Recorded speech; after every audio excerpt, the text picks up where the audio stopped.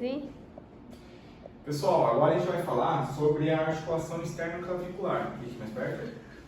Então, de novo, a gente vai palpar a externa clavicular, que vai ser essa saliência entre a clavícula e o externo. A gente tem a palpação do processo coracoide. O processo coracoide é uma estrutura que dentro do ombro aqui a gente vai encontrar um botão. E esse botão, ele é a inserção da cabeça curta do bíceps. Então, quando vocês palparem essa região aqui, vocês estão palpando o processo coracoide.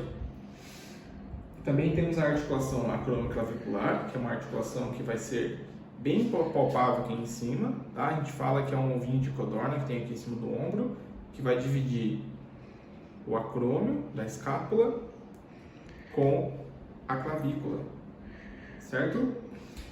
Vamos também ter o acrômio por si só, que é essa ponta óssea da escápula, que está mais visível aqui no nosso desenho escapular com essa ponta, certo? A ponta do acrômio da escápula.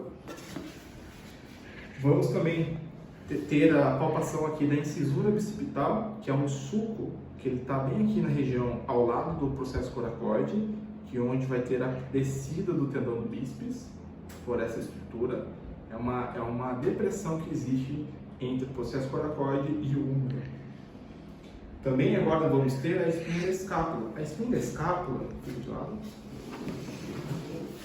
A espinha da escápula, ela está presente bem na região superior à borda medial da escápula.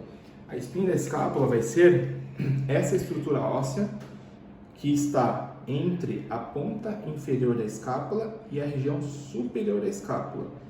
A divisão entre a superior com a inferior é chamada de espinha da escápula. Vocês vão ver que esse conhecimento dessa parte óssea tem extrema importância para conseguir distinguir os músculos do manguito. Diferente. E para finalizar, nós temos o bordo vertebral da escápula, que é o bordo medial. A gente vai ter o contato da escápula com a vértebra. Então, lá na região vertebral, a ponta medial vai ter o contato com a vértebra aqui do lado da coluna vertebral. É o lado vertebral, que é a espinha medial da escápula.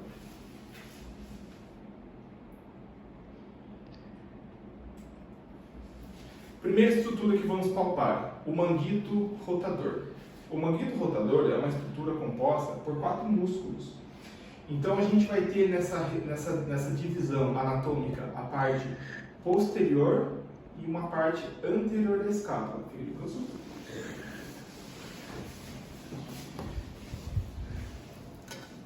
Posteriormente à escápula, a gente vai ter a espinha da escápula dividindo o músculo que está acima da espinha, que é próximo ao trapézio, chamado de supraespinhoso. Esse músculo é responsável pela abdução do braço. Temos o segundo músculo que está abaixo da espinha da escápula, chamado de infraespinhoso. É o músculo que está inferior a essa escápula. Na região mais medial dessa escápula, a gente temos outras musculaturas que não participam do manguito, mas a gente também tem o último da região posterior da escápula, chamado redondo menor, que é um músculo que ele vai também auxiliar a escápula a se acoplar no gradil costal e também realizar a rotação externa do ombro. E o último do manguito a gente vai fazer sentado, que é a palpação desse músculo interno da escápula, que é lá dentro. Nós não conseguimos palpar no paciente, mas conseguimos ter um contato médio do músculo, que é na região axilar. Esse músculo axilar, que é esse músculo que está lá dentro da escápula, é chamado de subescapular. A gente tem uma musculatura bem por baixo da axila, né? Que a gente vai ter essa palpação inteira do músculo. Esses são os músculos do manguito rotador. O supraespinhoso vai realizar a abdução. O infraespinhoso vai realizar a rotação externa junto com o redondo. E o subescapular vai realizar uma rotação interna ou posterior interna. Essa é a função do manguito rotador do ombro.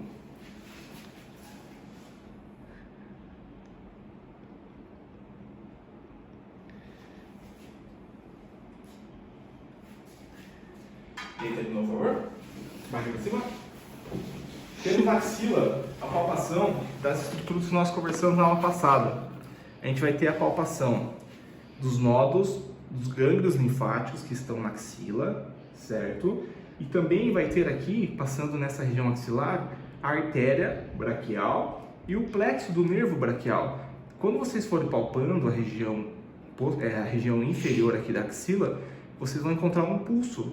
Esse pulso é a artéria braquial tendo a função aqui, ó. Eu consegui pegar o pulso dela.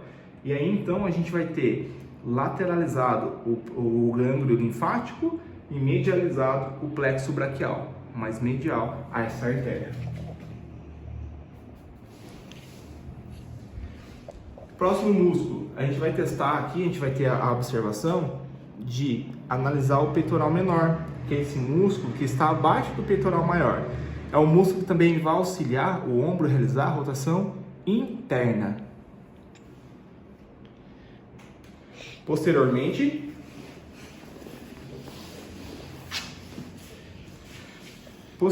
a gente vai ter a análise dos músculos do trapézio, que o trapézio é dividido em 3 feixes, um feixe superior, um feixe médio e um feixe inferior, cada um com sua função.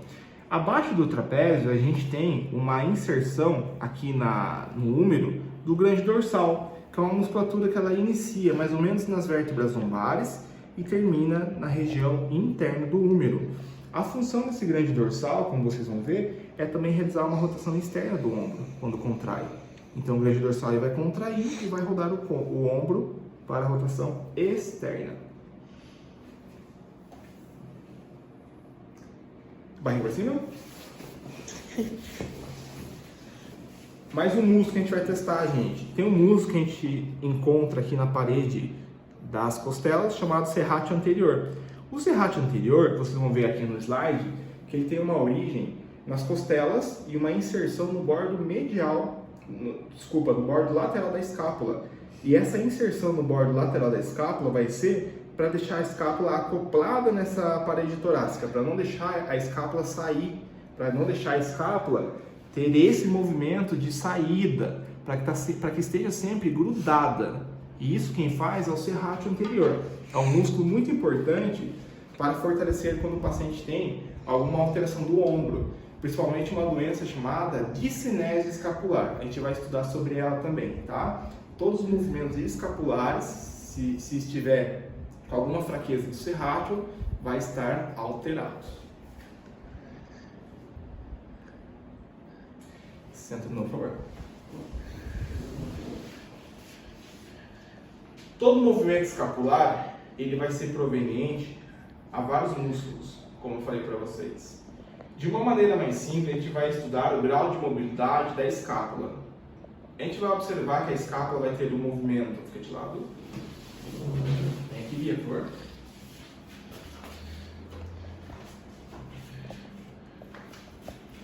A escápula vai ter um movimento de abdução, quando o braço também sobe junto com ela, de adução, movimento de extensão, movimento de flexão e movimento de rotação interna e rotação externa. Esses são os movimentos da escápula.